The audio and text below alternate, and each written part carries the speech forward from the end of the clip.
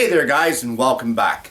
On this week's show, I'm going to be showing you how to make some zero clearance inserts for your table saw.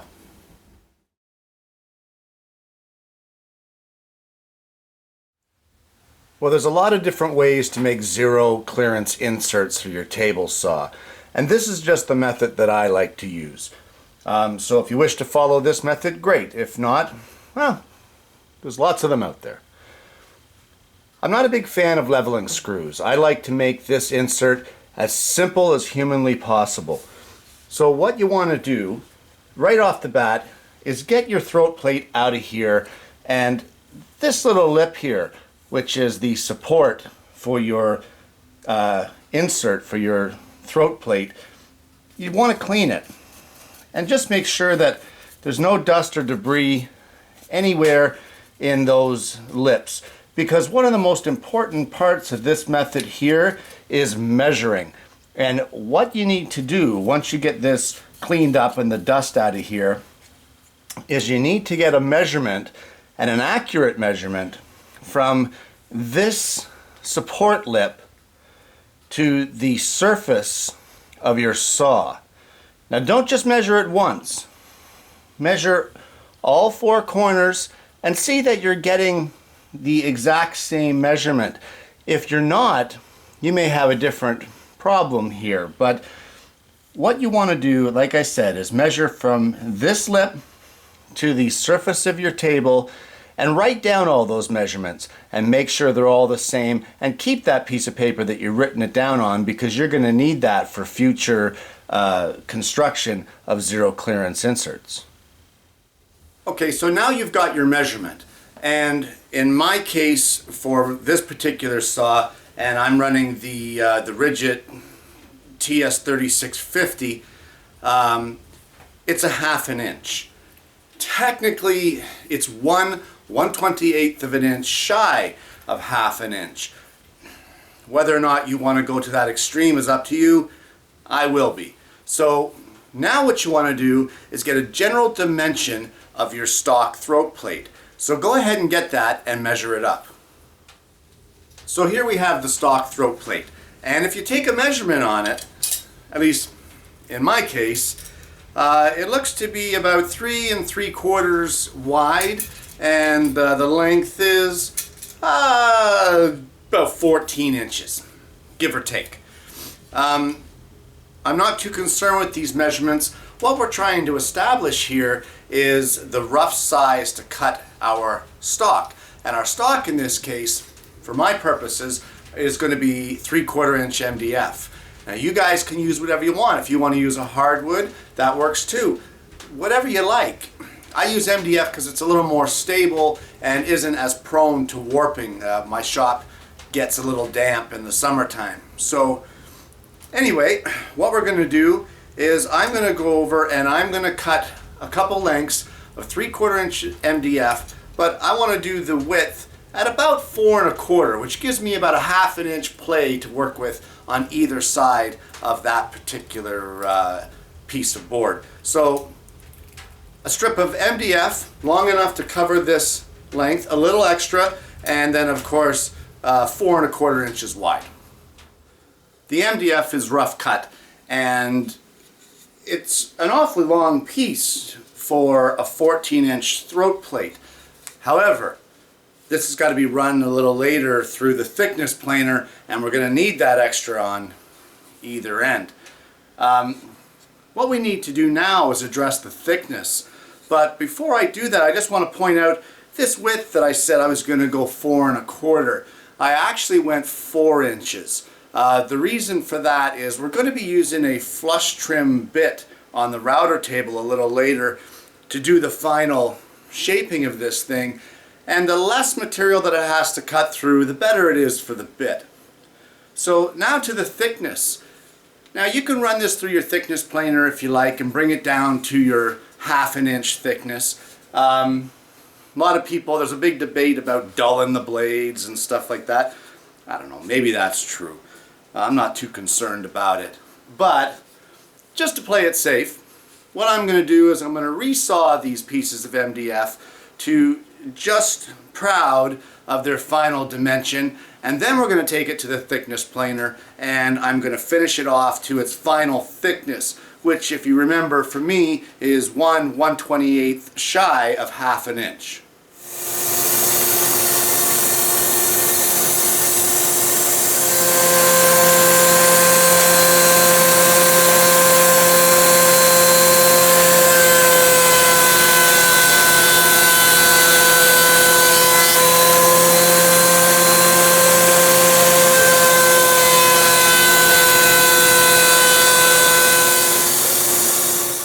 The boards are resawn and they are thickness planed to our proper dimension, and one of the benefits of doing the resaw as opposed to just planing it down, of course, is you end up being able to plane your offcut down, and now we've got some 1/8 thick MDF that we can use for other little templates or what have you in the shop, so you know, a little less waste. So now what we want to do is we want to get our stock throat plate, and this is the tough part, guys. Trace it onto your freshly planed MDF. You've got your stock throat plate. Just sit it in the middle of your piece of MDF here, and like I said, this is the simple part. Just trace around it. It doesn't have to be exact, it doesn't have to be bang on. It's really not that imperative at this point in time, because once we take this to the router table, that's going to clean up all the edges. So there we go, we have it traced, and I'm making two, so I'll go ahead and trace the second one. And once we get them traced, we're going to be heading over to the scroll saw. Well, we're over here at the scroll saw, and you can ignore this little piece here. That's a zero clearance temporary plate I put in for another project. But you could do this step on the bandsaw as well. And basically what you want to do is you want to rough cut these curves. Now don't try to follow the lines. You want to stay just outside of the lines. So I'm going to go ahead and cut those, and we'll go from there.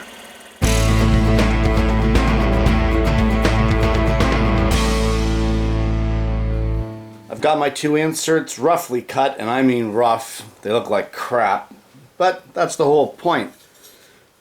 Now we've got our stock insert, and what we want to do is take some double-sided tape, and we want to tape our insert onto our blank.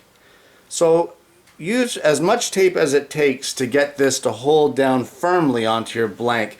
And make sure that you got a little bit of overhang of the MDF on all the sides. So once we get this taped onto here, we're going to head over to the router table. Well, we're over here at the router table, and I've got a bearing guided flush bit installed, and a pattern bit, whatever you want to call them. There's a lot of different names. But what you want to do is set the height of this bit so that this bearing at the top just barely rides on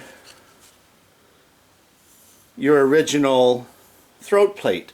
You don't want to have it so that the bearing is too high up so that your bit is possibly going to gouge this up, but you want to have it so that your bit's teeth, so to speak, are high enough that it's going to cut all this MDF away.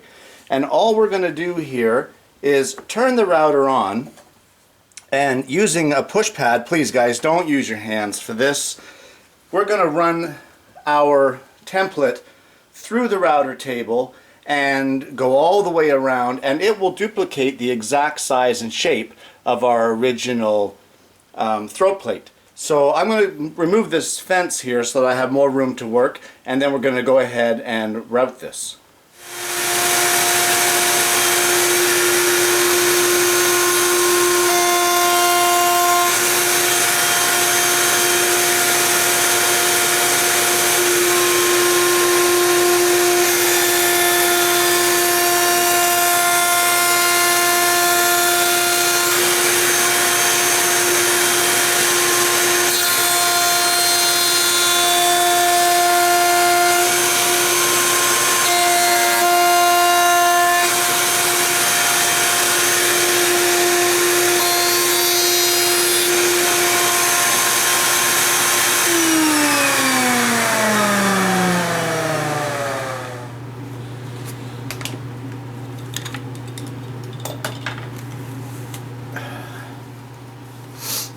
Okay, now that you got that done, go ahead and separate your original throat plate from your piece of MDF.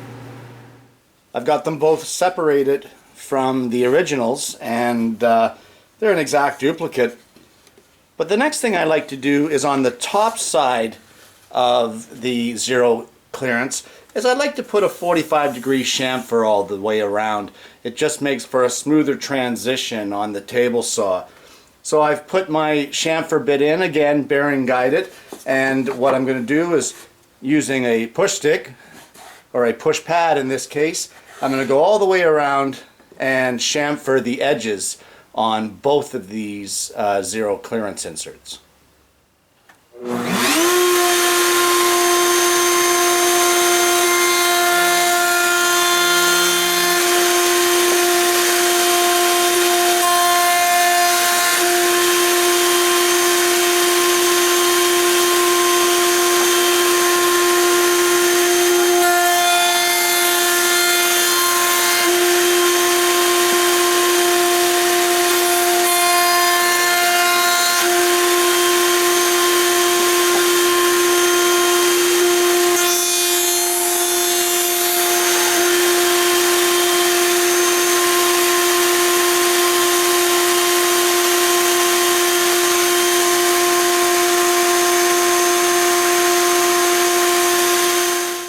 Well, we're back at the saw, and the reason for that is we have one more measurement to take. And that would be, for this particular model of saw anyway, the mounting hole, or the retaining screw for the original throat plate, the hole for it is right there. So what we need to do is take a measurement from the edge of the throat plate insert slot out this way to get a center of that hole. And once we get that measurement, we're going to transpose it over to our new zero clearance plates, and from there we're going to drill it and countersink it over at the drill press. Well, we're back here at the saw, and we've got our homemade zero clearance insert here. I've given this a very light sanding, and when I say light, go light, guys, because it is MDF and it does sand down quickly. We do not want to change the thickness of this plate. Because we've gone the route of not having leveling screws, the thickness of this plate is now important. So really light on the sanding, guys. I mean, don't even bother sanding the bottom if you don't have to. Just a little light sanding to give you a smooth surface on the top. Well, the problem with homemade inserts is that even with the blade down at its absolute lowest setting, the insert doesn't sit pretty in here. So there's really no way to sit it in there with a blade to bring the blade up through. However, there's two things that you can do here. One of them I don't like to do. The other one is the one that I'm going to show you. The one thing that you can do is take a measurement from here to your blade to get that distance, transfer the marking on the back, and then route out the back of your zero clearance insert to give you that little kind of a divot for this blade to sit in. And it doesn't have to be that much.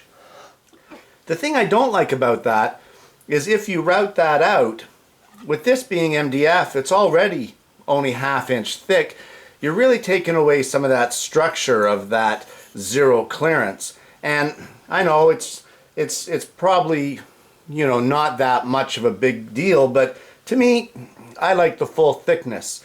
So what I'm going to do is I'm going to install an 8 1/4 inch blade into this saw, and then that will give me the extra room to put this plate in place. And then once I get that done, I'll install the plate and then I'll run you through the next step. So here we have our 8 1/4 inch blade installed, and a circular saw blade works as well, guys, which is I believe it's a 7 1/4. But you want to lower this blade down to the lowest setting kind of thing, until you can get this zero clearance in. So there it is below the table. You just want to sit your plate in just like that, and like, look how nice that fits. That's bang on the money. So from there you want to get your retaining screw and install that.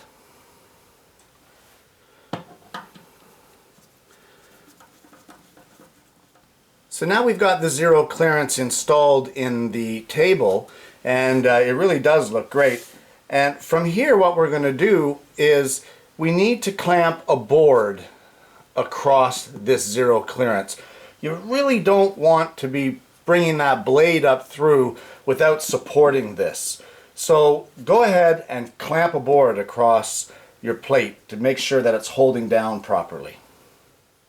Well, we've got a nice chunk of walnut here just across the tail end of the board, and that'll keep that from flipping up should anything go wrong. We have the screw at this end which is going to hold it down. Now what we want to do with that 8 1/4 blade is we're going to turn the saw on and slowly raise the blade up into the zero clearance. And I just want to do it just until it kisses through this and you can see it come through. And we'll just show you here what I mean.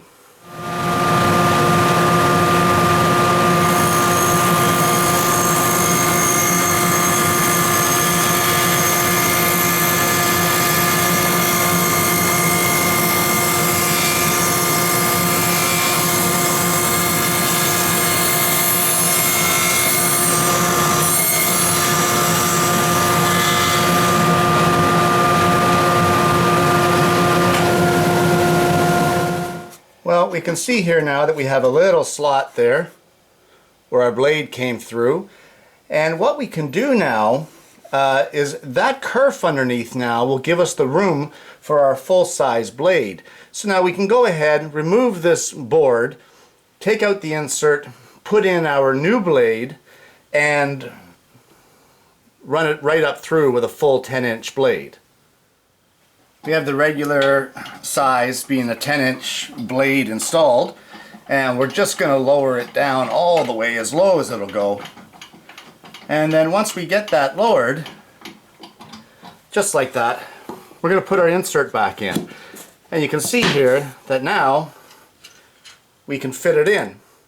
So go ahead and put in your screw, and as well clamp your board back down again. And now we're going to run this blade through the rest of the way for as high as we want it on this particular throat plate.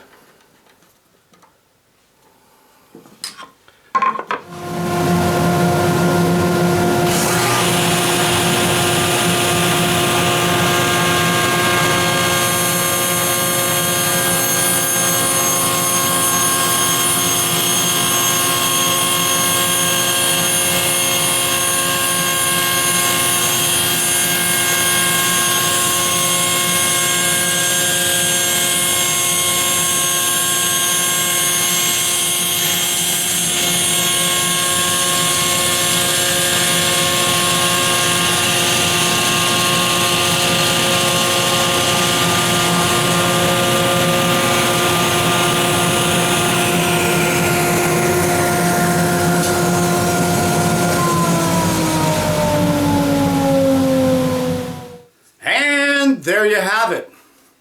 Zero clearance inserts for your table saw. Guys, there are going to be some of you that say, you know, why didn't you run that 8 1/4 blade right up through? Well, you can. There's nothing wrong with that. It's just the way that I like to do it. If you want to run that 8 1/4 blade all the way through, then go ahead. The only thing is, with that being a smaller blade, you won't get the same size of a kerf here being the length of it. It will be shorter, and eventually your 10-inch blade, depending on how high you raise it, is going to be needed to cut it through the rest of the way. Guys, these are a great project. It's a great idea for your saw. Even if you're cutting a bevel. Bevels can sometimes be a little hairy because of the width of the opening in your throat plate. But if you have one of these uncut without an opening and you want to cut a 30-degree bevel, you can set your saw at that 30-degree bevel and then raise your blade up through. Now you've got a 30-degree zero clearance insert with no worries about your piece tipping down into that hole from your stock one. So give it a try yourself. I hope you've enjoyed this week's video, and you're going to want to be tuning in because in the next few weeks I'm going to be starting a multi-part video build, and I'm not going to tell you what it is, but I'll give you a hint, and the hint is it's going to be involving a few of these. So you want to be tuning in for this, guys. This is going to be epic. Guys, thanks for watching, and I'm going to see you again next week with yet another woodworking video.